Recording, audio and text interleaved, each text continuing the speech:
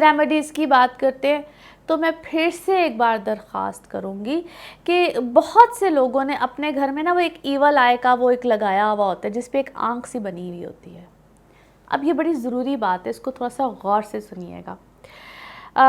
मैं वैसे तो कोशिश करूँगी आपको वो ईवल आई का एक सिंबल सा दिखा सकूँ, लेकिन अगर मैं कोशिश करूँगी मेरी टीम आपको वो उसकी पिक्चर दिखा सके। ईवल आई का एक सिंबल बना हुआ, अक्सर लोगों में आपने ब्लू कलर का देखा होगा ईवल आई का सिंबल। आपको मालूम है कि वो क्या है? भाई वो दज्जाली आँख है, और आप सबने अपने घरों में वो लटकाई हुई होती है। अब आप सोचिए कि किस तरह से हमारे घरों में वो चीज़ आहिस्ता आहिस्ता आहिस्ता आहिस्ता आहिस्ता आहिस्ता आ रही है। प्लीज़ वो आँख आपको कैसे बचा सकती है भाई? बचिए इन चीज़ों से। आप अपने घर में आयतल कुर्सी लगा लीजिए। वैसे तो लगाने के अलावा पढ़िए, वो लगाई इसलिए जाती है, एक सिंबल होता है ताकि